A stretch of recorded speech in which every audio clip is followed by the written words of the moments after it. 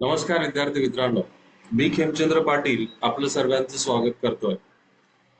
आज आपण 2024 या पोलीस भरतीच्या अनुषंगाने काही गणित आणि बुद्धिमत्ता यावर ऑलरेडी आपण जे टॉपिक्स डिस्कस केलेले आहेत, ऑलरेडी आपण ज्या टॉपिक्सवरची चर्चा केलेली आहे, संकल्पना आपण शिकलेलो आहे, त्या संकल्पनांवर एकत्रित स्वरूपाचे 20 ते 25 प्रश्नांचा सराव आपण आजच्या सत्रामध्ये करणार आहेत. मी सर्वांना विनंती करतो की प्रत्येकाने पेपर पेन्सिल घेऊन बसा आणि प्रत्येक प्रश्न स्वतः सॉल्व्ह करण्याचा प्रयत्न करा. आणि मग त्यानंतर मी ज्या वेळेस तुम्हाला उत्तर सांगेन त्यावेळेस तुम्ही तुमचं उत्तर तपासून बघा की तुमचं उत्तर बरोबर आलं आहे की नाही. आता बघा, जसजशी परीक्षा जवळ येते तसतसं दोन गोष्टींवर आपल्याला प्रामुख्याने लक्ष द्यायचं आहे. ते म्हणजे आपण किती वेळात तो प्रश्न सॉल्व्ह करतोय आणि आपला तो प्रश्न बरोबर येतोय की नाही. या दोघं गोष्टी फार महत्वाच्या आहेत, कारण या दोघं गोष्टी जर तुमच्या व्यवस्थित या ठिकाणी सराव झाला तर तुमचा स्कोर आणि तुमची रँक या ठिकाणी वाढणार आहे. चला, पहिला प्रश्न आपल्या समोर आला विद्यार्थी मित्रांनो, जो हा संख्या मालिकेवरचा प्रश्न आहे. संख्या मालिकेवरचे बरेच प्रश्न आपण याच्या अगोदर केलेले आहेत. तर तुम्ही संख्या मालिकेमध्ये कोणत्या प्रकारचा नियम वापरलेला आहे तो नियम पहिल्यांदा शोधण्याचा प्रयत्न करा. त्यासाठी मी तुम्हाला प्रथम पहिल्यांदा सांगितले की की संख्यामाला कशा स्वरूपाची आहे. संख्यामाला ही चढत्या क्रमाने आहे की उतरत्या क्रमाने आहे ते तपासून बघा. संख्या मालिकेकडे सहज नजर टाकली असता आपल्याला समजेल की संख्यामाला ही चढत्या क्रमात आहे. मग तो चढत्या क्रमात असल्यानंतर ती कशी वाढते, त्याच्यामध्ये वाढ कशी आहे ते बघा.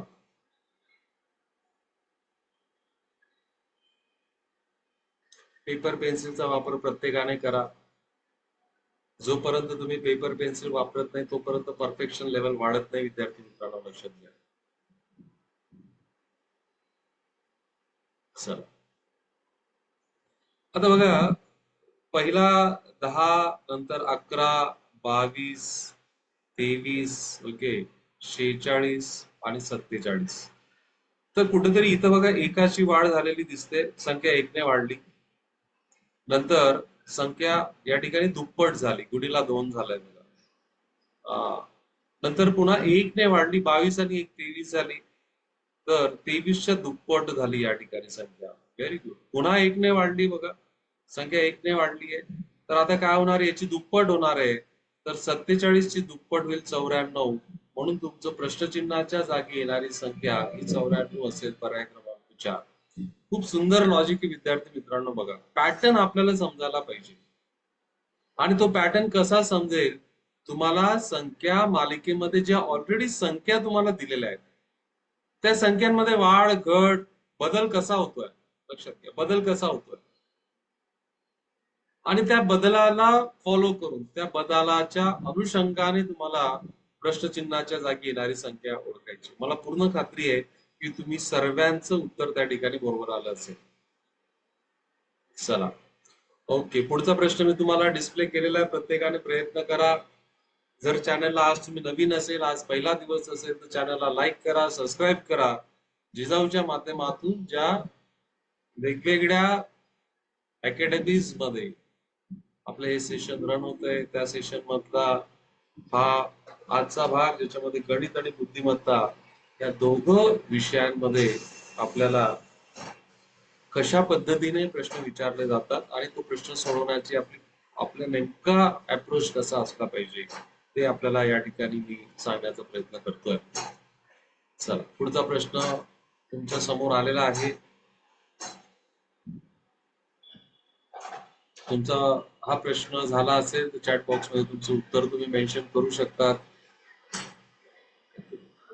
चला, 2, 7, 28, 63, 126. बघा, आतापर्यंत मी तुम्हाला काय काय गोष्टी सांगितल्या. मी तुम्हाला सांगितलं की तुम्ही वर्ग पाठ करून ठेवा विद्यार्थी मित्रांनो.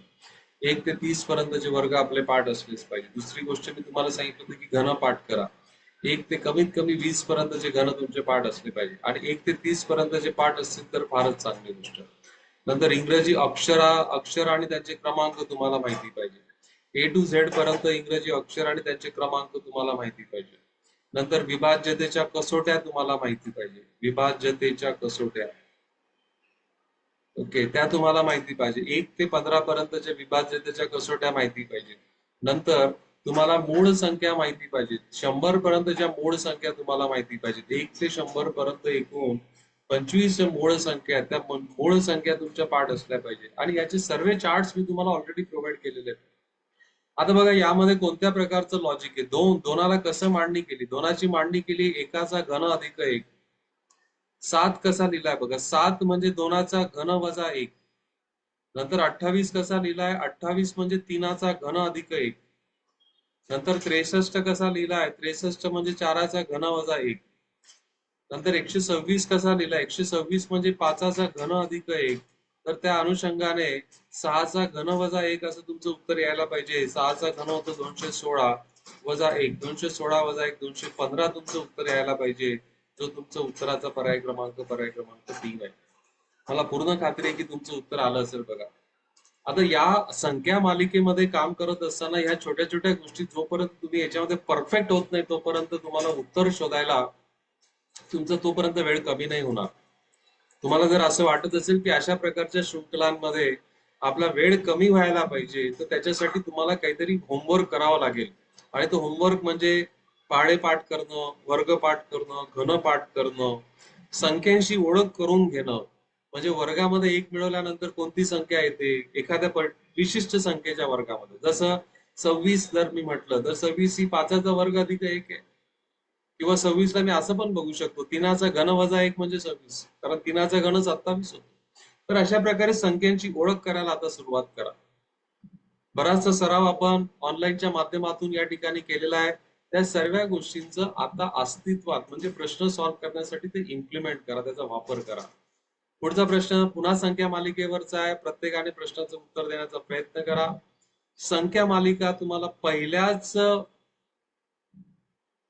ऑब्झर्वेशन मध्ये तुम्हाला लक्षात येते की ह्या संख्या ह्या चढत्या क्रमात आहेत. संख्यांमध्ये वाढ होते. मग ती वाढ कशी होते, ती वाढ कितीची आहे ती शोधा. चला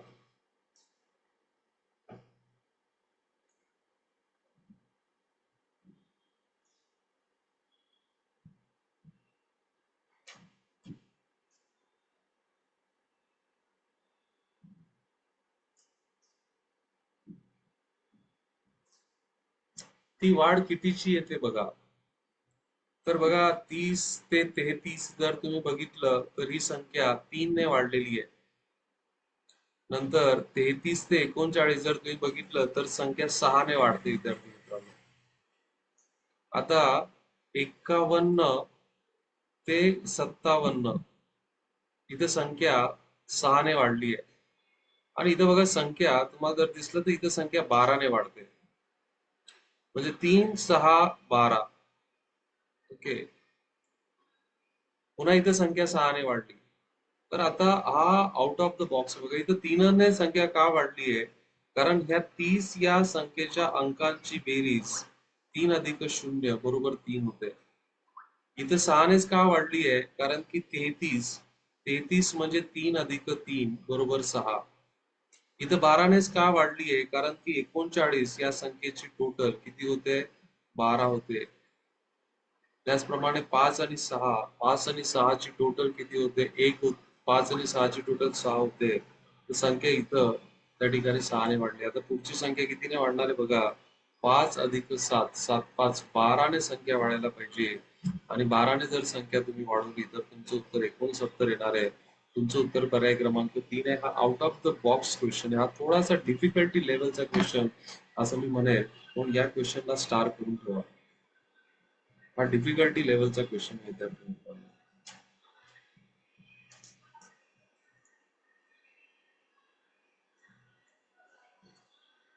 प्रश्न समजला असेल तर चॅट बॉक्स मध्ये यस म्हणा. आणि प्रश्नाचं लॉजिक लिहून घ्या. याच्यामध्ये होणारी वाढ म्हणजे पूर्वीच्या संख्येच्या अंकांच्या बेरजे एवढी आहे. 30 मध्ये होणारी वाढ 3ची आहे. 33 मध्ये होणारी वाढ 6ची, कारण 33च्या अंकांची बेरीज 6 होते. चला पुढचा प्रश्न पुन्हा संख्या मालिकेवरचा आहे. प्रत्येकाने प्रयत्न करा. मी तुम्हाला वेळ देतोय. प्रत्येक प्रश्न सॉल्व्ह करण्यासाठी एक विशिष्ट वेळ मी तुम्हाला दिलेला आहे. एक विशिष्ट वेळ मी तुम्हाला प्रत्येक प्रश्न सॉल्व्ह करण्यासाठी देतोय. चला, आपलं उदाहरण चुकलं तरी चालेल, परंतु प्रत्येकाने प्रयत्न करण्यात करा, कारण चुकांमधूनच आपण शिकणार आहे नेमकं आपल्याला कुठं दुरुस्ती कुठं करायची आहे. जोपर्यंत तुम्ही करणार नाही तोपर्यंत तुम्हाला चुका समजणार नाही, आणि चुका समजल्या नाही तर त्या दुरुस्त होणार नाही, आणि मग आपला स्कोर त्या ठिकाणी वाढत नाही. लक्षात घ्या.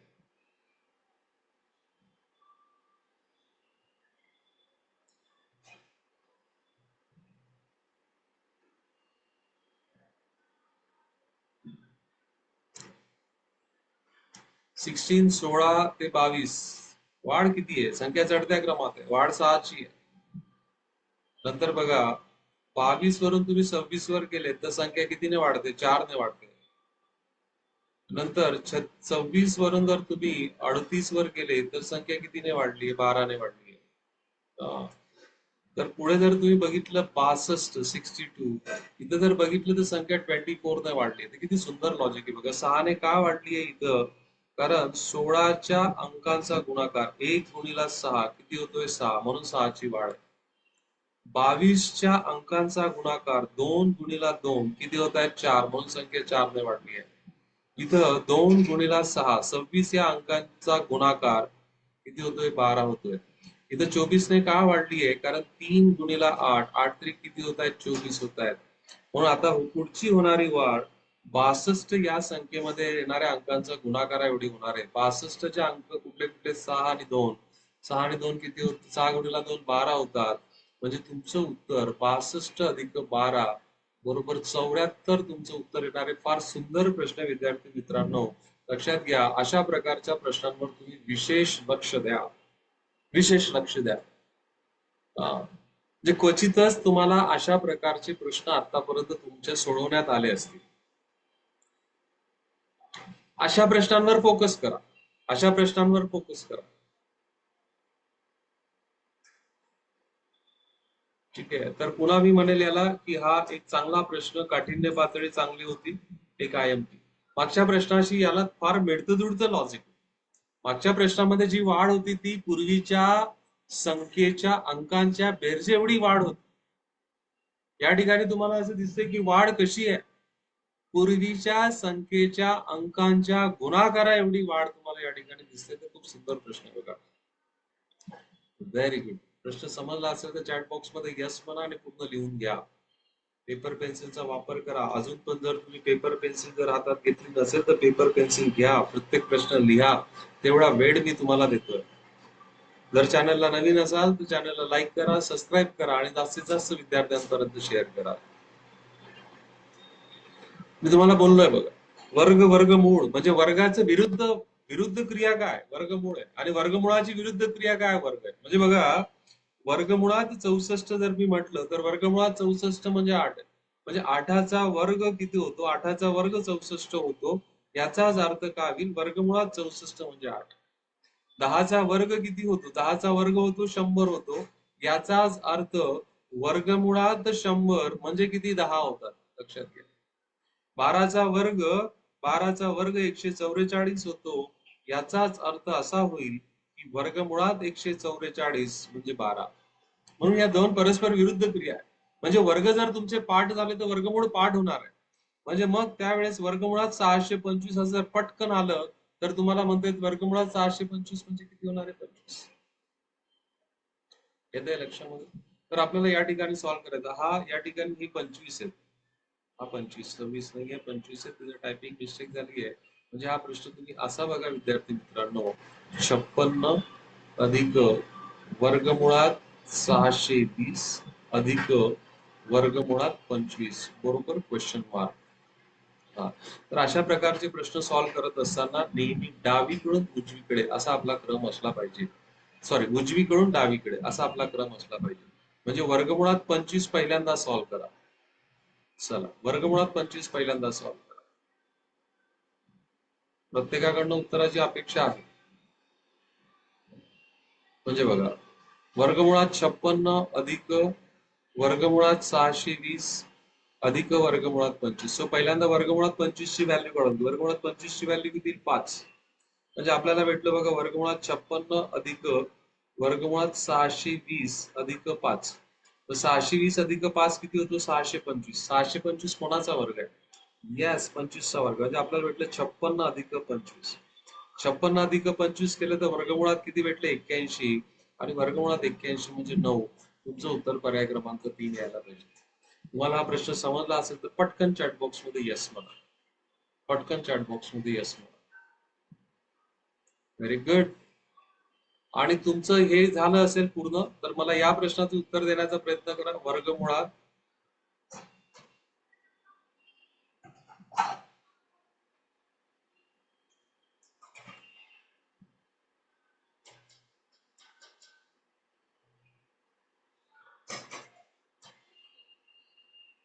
चला, वर्गमुळात 134 अधिक वर्गमुळात 89 अधिक वर्गमुळात 121 बरोबर किती? चला, याच धर्तीवर अशाच प्रकारचा प्रश्न सराव होऊन जाईल तुमचा. चला,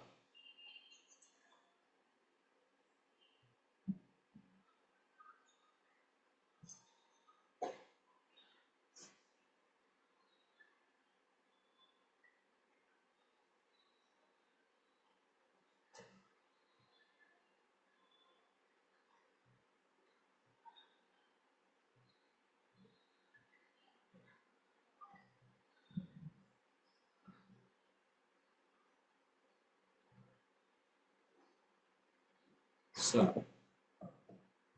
पहिल्यांदा उजवीकडून डावीकडे असा क्रम आहे आपला. सर्वात उजवीकडे काय बघा? वर्गमुळात 121. कळलंय? वर्गमुळात 121 काय होईल? यस, वर्गमुळात 121 होईल तुमचा 11. मग 11 कशात मिळवले जातील? 89 मध्ये 11 मिळवले जातील. 89 अधिक 11 किती होतात? 100. वर्गमुळात 100 म्हणजे किती? 10. 134 अधिक 10 किती झाले? 144. आणि 144 कशाचा वर्ग आहे? 12चा वर्ग आहे. म्हणून तुमचं या प्रश्नाचं उत्तर 12 यायला पाहिजे. मला पूर्ण खात्री तुमचं सर्वांचं उत्तर 12 आलं असेल. चला, आता अजून एक तुम्हाला प्रश्न मी या ठिकाणी देतो. प्रत्येकाने सॉल्व्ह करण्याचा प्रयत्न करा. वर्गमूळ घनमूळ लक्षात घ्या. लक्षात घ्या, वर्गमूळ घनमूळ हा पण पाठ लक्षात घ्या. लक्षात घ्या.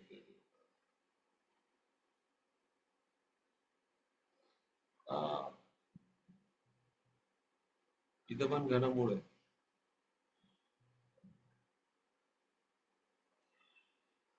घनमुळात वर्गमुळात 96 अधिक घनमुळात 61 अधिक घनमुळात 27. सो क्रम घ्या उजवीकडून डावीकडे. क्रम घ्या उजवीकडून डावीकडे. 27 आहे हा. घनमुळात क्यूब रूट ऑफ घनमूळ आहे. घनमूळ आहे लक्षात घ्या. आणि म्हणून मी तुम्हाला सांगितलं की कमीत कमी 1 ते 20 पर्यंतचे घनपाठ असू द्या. 1 ते 30 पर्यंतचे घनपाठ असू द्या. घन म्हणजे इंग्रजीमध्ये म्हणतो आपण त्याला क्यूब्स. सो उजवीकडून डावीकडे सॉल्व्ह करत जा. घनमुळात 27. घनमुळात 27 म्हणजे किती येणार आहे? येस, घनमुळात 27 म्हणजे 3. तो 3 61 मध्ये मिळवला जाईल. सो 61 अधिक 3 किती झाले मित्रांनो? 64 झाले. तर आता आपल्याला असं दिसतं बघा, घनमुळात 64. कोणाचा घन आहे रे 64? क्यूब कोणाचा आहे? 4चा आहे. म्हणजे मग काय? 96. 96 अधिक 4. 96 अधिक 4 किती झाले? 100 झाले. आता वर्गमुळात 100 म्हणजे किती? वर्गमुळात 100 square root of 100 is what? 10. Square root of 100 वर्गमुळात 100 म्हणजे किती? 10. तुमचं उत्तर 10 यायला पाहिजे. ज्यांचं ज्यांचं उत्तर 10 आलं असेल त्यांनी चॅट बॉक्स मध्ये येस म्हणा. म्हणजे अशा प्रकारे देखील हा प्रश्न मॉडिफाय केला जाऊ शकतो. याचं हे पुढचं वर्जन आहे, ज्याच्यासाठी फक्त वर्ग आणि घन हे गोष्टी तुमच्या पाठ असल्या पाहिजे. चला, पुढचा प्रश्न हा सुंदर प्रश्न आहे. याला म्हणतात आपण अल्जेब्रिक एक्सपान्शन. बीजगणितामध्ये काही आयडेंटिटीज आहे विद्यार्थी मित्रांनो. बीजगणितामध्ये काही स्टँडर्ड सूत्र आहे. त्या सूत्रांवर आधारलेला हा प्रश्न. आता याच्यासाठी बरंच काही तुम्हाला सांगावं लागेल, पण त्यामध्ये हे सूत्र तुमचं पाठ असायलाच पाहिजे. ए अधिक बी चा वर्ग अधिक ए वजा बी चा वर्ग यांची किंमत किती होते? 2 कंसात ए वर्ग अधिक बी वर्ग एवढी होते. लक्षात घ्या. आणि इथं जर दोघांच्या मध्ये जर वजा चिन्ह असेल, ए अधिक बी कंसाचा वर्ग वजा ए वजा बी कंसाचा वर्ग, या दोघांच्या मध्ये वजाबाकीचं चिन्ह असेल तर याची किंमत होते 4ab. हे दोघी गोष्टी तुम्ही लिहून घ्या. त्या दोघं गोष्टींना मी बॉक्स करतोय, ह्या दोघी गोष्टी व्यवस्थित लिहून घ्या. याच्यावर एक सेपरेट सेशन आपण 1 तासाचं याच्यावर घेऊ. त्यावेळेस तुम्हाला या सर्व गोष्टींची चर्चा आणि अभ्यास आपला त्या सेशन मध्ये होणार आहे. या दोघं आयडेंटिटीजचा वापर करून आपल्याला हा प्रश्न सॉल्व्ह करता येईल. त्याच्यातला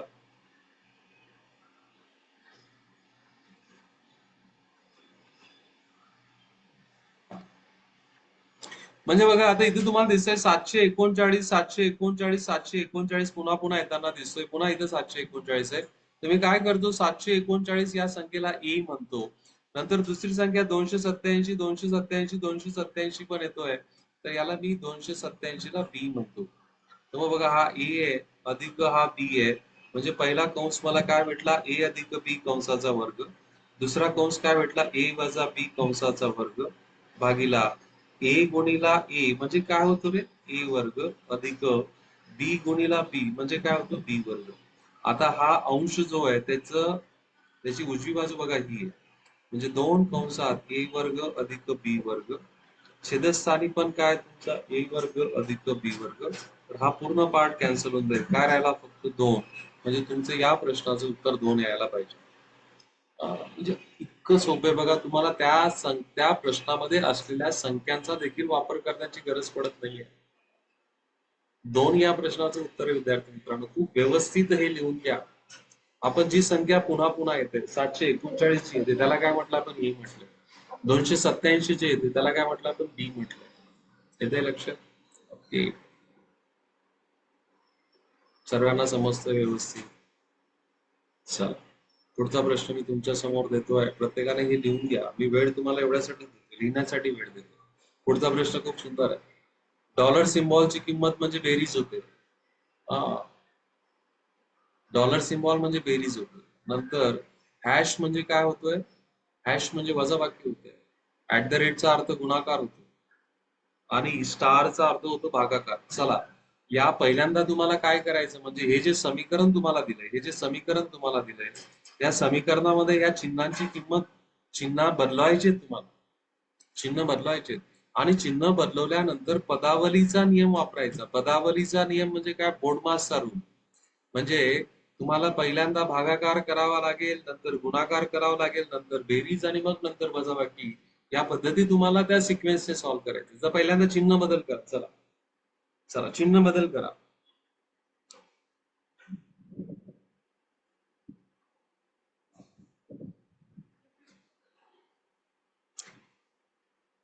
चिन्ह बदल केल्यानंतर बोर्डमासचा रूल वापरा. 16 डॉलर सिम्बॉलचा अर्थ काय होतोय, बेरीज होतो. अधिक 4 ऍट द रेटचा अर्थ काय होतोय, गुणिला 5. हॅश म्हणजे काय, वजाबाकी 72 आणि स्टार म्हणजे काय, भागीला 8. मग पहिल्यांदा भागाकार होईल. भागाकारामध्ये वजाबाकीचं चिन्ह सोडू नका. -72/8 किती झाले रे, -72/, आणि हा सेपरेट गुणाकार करून टाका. 4×5 = 20, -72/8 म्हणजे -9. आता बेरीज करा. 16 अधिक 20 किती झाले, 36. 36 - 9, 36 - 9 केले तर तुमचं उत्तर 27 यायला पाहिजे, जो पर्याय क्रमांक 2 आहे. पर्याय क्रमांक तुमचा 2 आहे.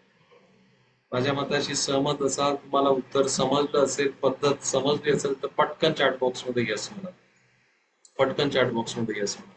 डेफिनेटली तुम्हाला पोलीस भरतीला विचारला जाणारा प्रश्न आहे. नक्की हमखास विचारला जाणारा प्रश्न. चला, पुढचा प्रश्न मी लिहून घ्या. हा प्रश्न लिहून घ्या. लिहिण्यासाठी मी वेळ देतोय. पेपर पेन्सिलचा वापर करा. लिहिण्यासाठी मी वेळ तुम्हाला दिलेला आहे.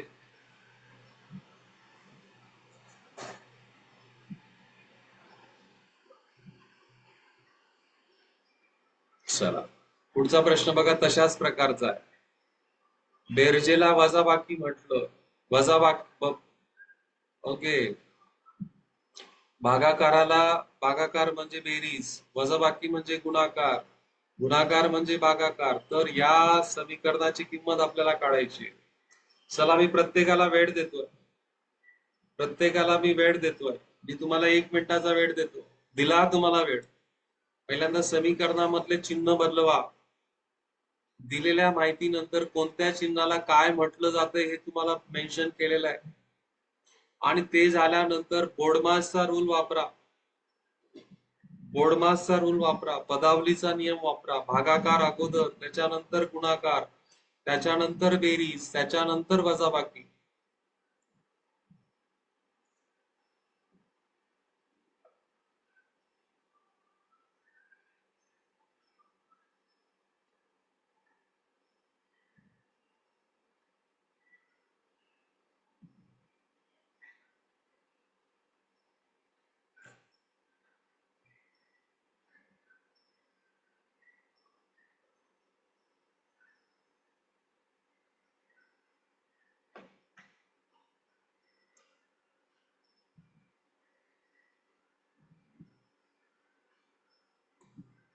एक मिनिटाचा वेळ झालाय बघा पूर्ण.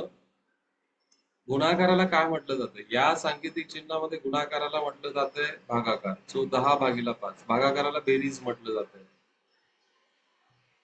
वजाबाकीला गुणाकार म्हटलं जातंय आणि बेरजेला वजाबाकी म्हटलं जातं. म्हणजे समीकरणाचे चिन्ह भरल्यानंतर असं दिसेल. पहिल्यांदा भागाकार करून घ्या.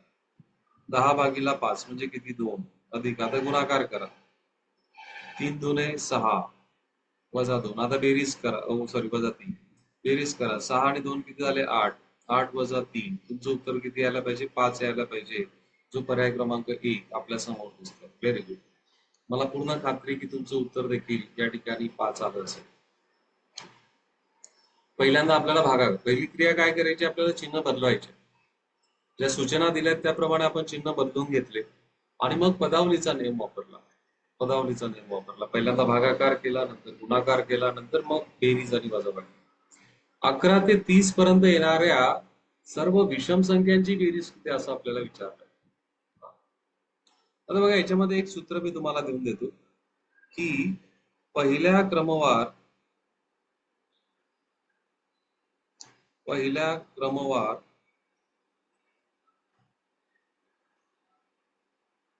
n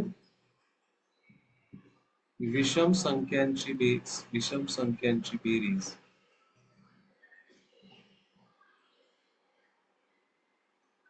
की जेवढ्या संख्या असतील तेवढ्या त्या संख्यांच्या वर्गा एवढी असते. n म्हणजे काय? विषम संख्यांची संख्या. आणि 11 ते 30 पर्यंत किती विषम संख्या येतात? 11 ते 30 पर्यंत विद्यार्थी मित्रांनो 10 विषम संख्या येतात. 10 विषम संख्या. हा प्रश्न जर तुम्हाला सॉल्व्ह करायचा असेल तर तुम्ही 1 ते 30 पर्यंत 15 विषम संख्या येतात. 15 विषम संख्या. मग त्या 15 विषम संख्यांची सरासरी म्हणजे बेरीज किती येईल? 15चा वर्ग. 15चा वर्ग म्हणजे 225. पण आता ह्या 1 ते 30 मधल्या आपल्याला 1 ते 10 पर्यंतच्या नको आहेत. 1 ते 10 पर्यंत किती विषम संख्या? 5 विषम संख्या.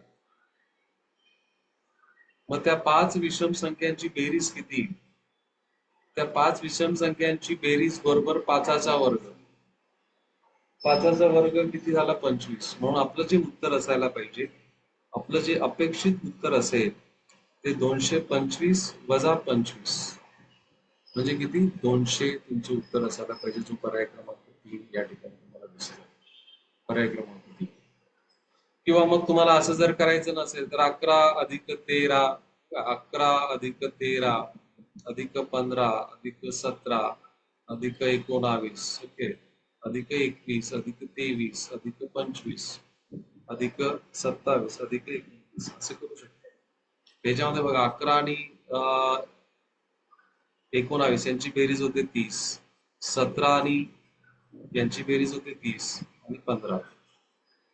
21 आणि 29 ची बेरीज होते 50. 23 आणि 27 ची बेरीज होते 50 आणि 25. हे करा आता. 30 आणि 30 60. 60 आणि 100 किती झाले? 160. 20 आणि 25 हे किती झाले? 40. पुन्हा उत्तर तुमचं 200 देते. जी पद्धत तुम्हाला सोपी वाटेल त्या पद्धतीने करा. लिहून घ्या. दोघं पद्धती लिहून घ्या. हे सूत्र जे दिलं मी ते महत्वाचं आहे. पहिल्या क्रमवार n क्रमवार विषम संख्यांची बेरीज ही त्या संख्यांच्या संख्येच्या वर्गा एवढी असते. म्हणून 1 ते 30 पर्यंतच्या संख्या मी तुम्हाला म्हटलंय. 1 ते 30 पर्यंत संख्यांचा वर्ग जर तुम्हाला काढायचा तर 1 ते 30 पर्यंत एकूण विषम संख्या किती आहेत? 15. सो 15चा वर्ग 225. म्हणजे मी जर तुम्हाला म्हटलं की 1 ते 100 पर्यंतच्या विषम संख्यांची बेरीज किती, तर 1 ते 100 पर्यंत किती विषम संख्या येतात? 50 विषम संख्या. 50 संख्या विषम आहेत आणि 50 सम आहेत. तर आपल्याला यांची जर बेरीज काढायची असेल तर 50चा वर्ग म्हणजे 5चा वर्ग 25 आणि एका शून्याचे 2 शून्य. समजलंय सर्वांना? पुढच्या प्रश्नाकडे जायचंय. ओके, चला बघा, एका स्पर्धेमध्ये भाग घेण्यासाठी 9 खेळाडू मैदानात उभे आहेत. 9 खेळाडू मैदानात उभे आहेत. प्रत्येक खेळाडूने परिचय करून देताना राहिलेल्या सर्व खेळाडूंशी एकदा हस्तांदोलन केले तर एकूण किती हस्तांदोलन होतील? आता बघा, हस्तांदोलन किती होतील त्याच्यासाठीचं पण एक सूत्र मी तुम्हाला दिलंय. हस्तांदोलनांची संख्या काढण्यासाठी हस्तांदोलनांची संख्या बरोबर n कंसामध्ये n वजा 1 भागीला 2.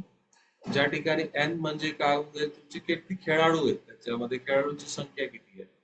चला टाका किमती आणि मला उत्तर देण्याचा प्रयत्न करा.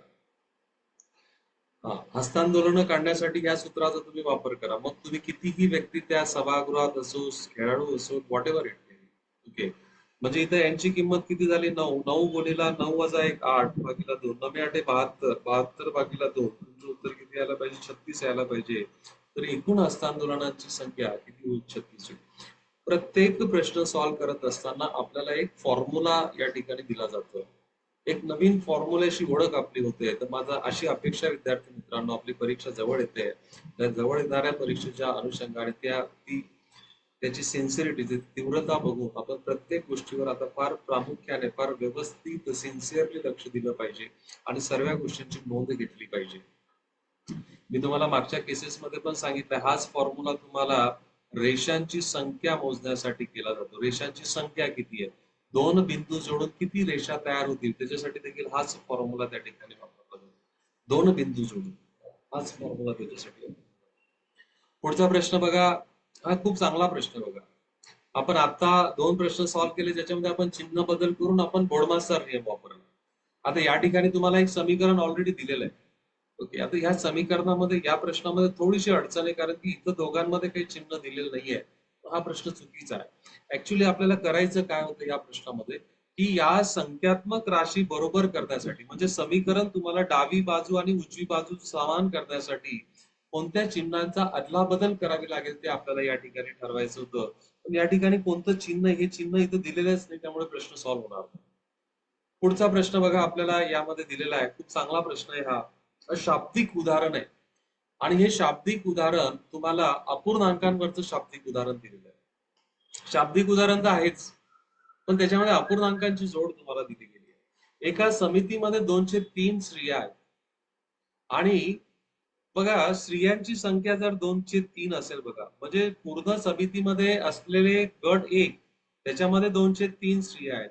मग पुरुष किती असणार आहे? पुरुषांची संख्या 103 असायला पाहिजे.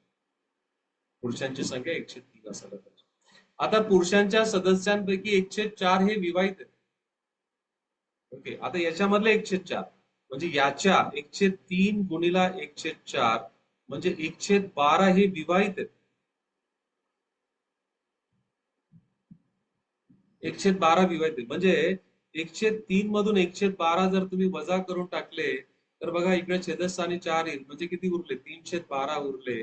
312 लोक अविवाहित आहेत आणि ही अविवाहितांची संख्या तुम्हाला दिली आहे 9. म्हणजे 312 x बरोबर 9. याचाच अर्थ x बरोबर 9 गुणिला 12/3. सो 3 1 3 3 त्रिक 9 आणि 12 त्रिक 36. आपल्याला विचारलं एकूण सदस्यांची संख्या, x म्हणजेच एकूण सदस्य. एकूण सदस्यांची संख्या ही 36 येणार आहे. खूप सुंदर प्रश्न विद्यार्थी मित्रांनो, तुम्ही पद्धत लिहून घ्या. तर बघा, गटामध्ये जर स्त्रिया जर 203 असतील तर पुरुषांची संख्या कशी काढली आपण? 1 वजा 1 वजा 1 वजा 203. 1 वजा 203 म्हणजेच 103. आता याच्यामधले 103 च्या 103 च्या चा ची म्हणजे काय असतो? गुणाकार असतो आणि त्याला आपण गुणाकाराने रिप्लेस केलं. ते विवाहित आहेत. एवढे विवाहित आहेत तर 103 मधून 112 वजा केल्यानंतर जे राहते ते अविवाहित आणि त्यांची संख्या आपल्याला दिली आहे. अशा प्रकारे हा प्रश्न आपल्याला सॉल्व्ह करताना आपल्याला समजेल की एकूण सदस्यांची संख्या त्याच्यामध्ये ही 9 असायला पाहिजे. तर हा थोडासा डिफिकल्ट वाटणार, थोडासा चॅलेंजिंग आहे प्रश्न, पण काही हरकत नाही, चांगला प्रश्न आहे, तुम्ही लिहून घ्या.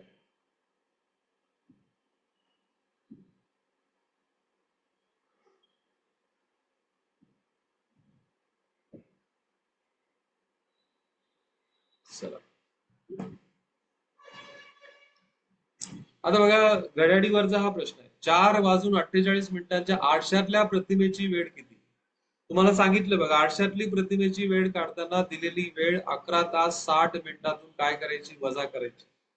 11 तास 60 मिनिटातून वजा करायची. That's it. चला उत्तर तुम्ही शोधा. 11 तास 60 मिनिटातून तुम्हाला वजा करायची. 11 तास 60 मिनिटं म्हणजेच 12 तास. मिनिटातून मिनिट वजा करा, तासातून तास वजा करा, याच्यातून 9:48 आपल्याला वजा करायचे. सो 48 मधून 48 सॉरी 60 मधून 48 गेले, किती उरले? 12. 11तून 9 गेले, किती उरले? 2. म्हणजे तुमचं उत्तर 2:12 असायला पाहिजे. तो पर्याय क्रमांक 2 आहे. पाण्यातल्या प्रतिमेसाठी मी तुम्हाला सांगितलंय, पाण्यातल्या प्रतिमेसाठी 17 तास 90 मिनिटातून वजा करायचं. आरशातली प्रतिमा असेल तर 11 तास 60 मिनिटं. पुढे बघा, या प्रश्नाचं उत्तर तुम्हीच मला द्या, मी काहीच मदत करत नाही तुम्हाला या प्रश्नासाठी. चला, एक घड्याळ 4 तास 4 वाजून 30 मिनिटांची वेळ दाखवतोय, तर घड्याळातील आरशातील प्रतिबिंब काय वेळ दाखवेल आपल्याला, असं विचारलंय. घड्याळीमध्ये 4:30 झालेत, तर घड्याळीतील आरशातील प्रतिमा काय वेळ दाखवेल? आरशातील प्रतिमा काढण्यासाठी आपल्याला 11 तास 60 मिनिटं याच्यातून वजा करावी लागते, आणि इथं 4:30 आपल्याला काय करायची? वजा करायची. चला, वजा केल्यानंतर इथं 7 राहणार आहे, आणि 3. 7:30 वाजेची वेळ असताना तुमचा पर्याय क्रमांक 3 आहे. आरशाची प्रतिमा आणि पाण्यातल्या प्रतिमा याच्यावर डेफिनेटली घड्याळीवर तुम्हाला अशा प्रकारचा प्रश्न विचारला जातो. चला, हा एक प्रश्न, अजून एक प्रश्न आपण कार्ड काम वेग याच्यावर करून टाकू. याच्यावर देखील आपण एक पूर्ण सेशन, पूर्ण सत्र आपण घेतलं विद्यार्थी मित्रांनो, कम्प्लीट सेशन आपण याच्यावर घेतलेलं आहे. एक काम करण्यासाठी अनिलला 15 दिवस लागतात, आणि तेच काम करायला सुनीलला 20 दिवस लागतात. दोघांनी मिळून 4 दिवस काम केले, तर कामाचा किती भाग शिल्लक आहे? खूप सुंदर प्रश्न आहे बघा. आता मी नेहमी सांगतो, हा प्रश्न सॉल्व्ह करताना लसावीची पद्धत वापरा. अनिल अँड सुनील, तर हा 15 दिवसात करतो, हा 20 दिवसात करतो. आपण याचा काय घेऊन टाकू? लसावी. 15 आणि 20 यांचा लसावी 60. समजा यांना 60 झाडे बनवण्याचं काम दिलं होतं, तर एका दिवसामध्ये हा किती झाडं बनवेल बघा. एका दिवसात झाडांना पाणी देण्याचं काम दिलं होतं, एका दिवसात हा 4 झाडांना पाणी देतो, कारण 15 चोक 60 होतात, 20 त्रिक 60 होतात, तर हा 3 झाडांना पाणी देतो. म्हणजे एका दिवसामध्ये ते 7 झाडांना, दोघं मिळून जर त्यांनी काम केलं तर 7 झाडांना पाणी देता येते. 4 दिवसांमध्ये किती झाडांना पाणी देतील? 4 दिवसात 7 गुणिला 4, 7 चोक 28 झाडांना ते पाणी देतील. पाणी किती झाडांना द्यायचं होतं? 60 झाडांना. म्हणजे त्याच्यातून 28 वजा करा, खाली किती उरतील? 42 उरतील. खाली किती उरतील? 32 उरतील. 32 उरतील. 32 झाडांचं काम बाकी आहे. 32 झाडांचं काम बाकी आहे. किती पैकी? 60 पैकी. झालं, तुमचं हे उत्तर यायला पाहिजे. याला भाग द्या पुन्हा, 4 भाग जातो, 4 8 32, 15 चोक 60, म्हणजे उरलेला भाग हा 815 असायला पाहिजे. खूप सुंदर प्रश्न आहे, व्यवस्थित समजून घ्या. नाही समजला तर व्हिडिओ पुन्हा बघा, तुम्हाला नक्की समजेल. मुद्दाम मी शेवटचा प्रश्न हा थोडासा वेगळा, आतापर्यंत आपल्याला पोलीस भरतीमध्ये विचारलेला नाहीये, परंतु कंबाईनच्या परीक्षेमध्ये, ग्रुप सी च्या परीक्षेमध्ये अशा प्रकारचे प्रश्न विचारले जातात, तर थोडासा डिफिकल्टी लेवलचा प्रश्न मी हा शेवटचा घेतला होता. एक प्रश्न बघा, अशा प्रकारचा प्रश्न ऑलरेडी आपण केलेला आहे काम कार्ड वेगवर. काम कार्डवर तुम्हाला सांगितलं होतं बघा, एक फॉर्म्युला वापरला जातो, M1D1/W1 is equal to M2D2/W2. आठवत असेल तर मला येस म्हणा चॅट बॉक्स मध्ये. M1D1/W1 म्हणजे हे पहिल्या गटातील माणसं, दिवस आणि त्यांनी केलेलं काम. M2D2/W2 म्हणजे हे दुसऱ्या गटातील माणसं, दिवस आणि त्यांनी केलेलं काम. सर्व गोष्टी तुम्हाला दिलेल्या आहेत, आणि फक्त तिथं सिम्प्लिफिकेशन, संक्षिप्त रूप तुम्हाला द्यायचं. चला पटकन चॅट बॉक्स मध्ये मला उत्तर द्या. तुम्ही पेपर पेन्सिलचा वापर करा. कारागीर M1 8 आहेत, 12 दिवस लागतात, 480 वस्तू बनवतात, म्हणजे W1 तुम्हाला दिलेलं आहे.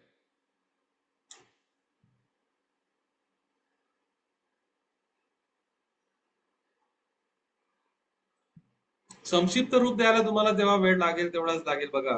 8 गुणिला 12 भागीला 480, कारण पहिल्या गटामधले मजूर किती आहेत? 8 आहेत, 12 दिवस लागतात, 480 वस्तू बनवतात.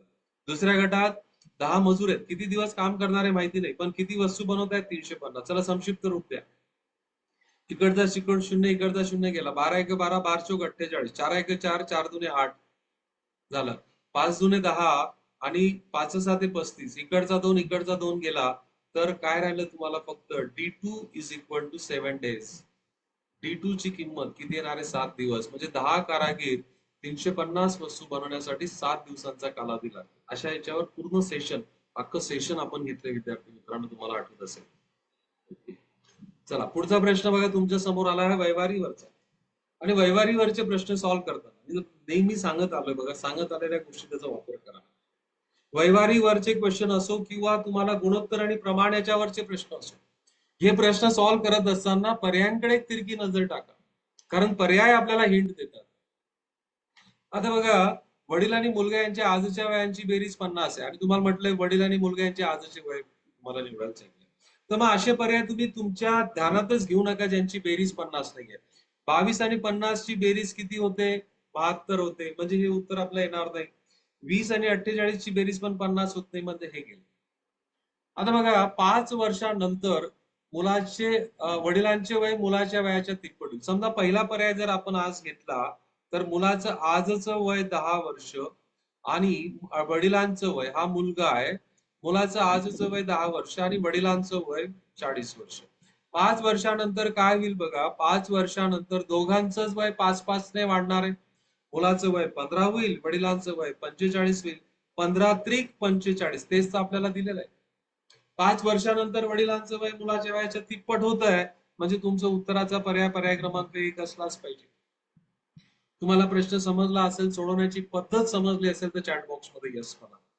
याच पद्धतीने जर तुम्ही प्रश्न सोडवत गेले तर तुमचा वेळ वाचणार आहे आणि तुम्ही त्या वाचवलेल्या वेळेमध्ये 2-4-5 प्रश्न जास्त सॉल्व्ह करू शकता आणि त्यामुळेच तुम्हाला स्पर्धेमध्ये पुढे राहता येणार आहे. पुढचा एक प्रश्न, शेवटचा प्रश्न आपल्याला घेऊ. भिंतीवरील आपल्याला एक घड्याळ दिलंय, 4:30 झालेत त्याच्यामध्ये, तर तास काटा आणि मिनिट काटा यांच्यामध्ये किती अंशाचा कोन होईल? आपण आरशातलं प्रतिबिंबाचं आपण त्या ठिकाणी वेळ काढली. आता तुम्हाला यांच्यातला कोन काढायचा आहे आणि तो कोन काढण्याचं सूत्र मी तुम्हाला दिलेलं आहे, ते म्हणजे 30H वजा 11/2M. H म्हणजे काय? तासांची स्थिती, आणि M म्हणजे काय? मिनिटाची स्थिती. आता इथे टाका, इथे या पर्टिक्युलर प्रश्नामध्ये H ची किंमत तुमची 4 आहे आणि मिनिटांची किंमत तुमची 30 आहे. टाका बरं, किंमत टाका आणि पटकन मला चॅट बॉक्स मध्ये उत्तर द्या. चला,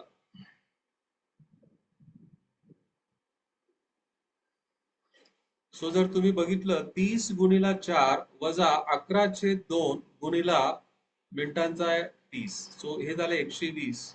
इथं तुम्ही याला कट केलं तर हा 15 वर कट होईल, वजा 165 झालंय. वजा बाकी केली तर वजा 45 येतं. 45 वजा बाकीचं चिन्ह आलं तर ते इग्नोर करा, तुमचं उत्तर 45 अंश येणार आहे पर्याय क्रमांक 3. ठीक आहे. तर अशा प्रकारे विद्यार्थी मित्रांनो, आज आपण गणित आणि बुद्धिमत्ता दोघं मिळून असे प्रश्न आपण तुमच्या येणाऱ्या परीक्षेच्या अनुषंगाने घेतले. आशा करतो की तुम्हाला आजचं सेशन आवडलं असेल. सेशन आवडलं असेल तर लाईक करा, शेअर करा, जास्तीत जास्त विद्यार्थ्यांपर्यंत हे पोहोचवा. चॅनलला सबस्क्राईब देखील करून ठेवा आणि बेल आयकॉन दाबा, जेणेकरून तुम्हाला नवीन येणाऱ्या व्हिडिओचं नोटिफिकेशन मिळत राहील. चलो, आशा करतो की तुम्हाला व्यवस्थित समजलं. Thank you very much. Bye bye. Happy learning. Have a nice day.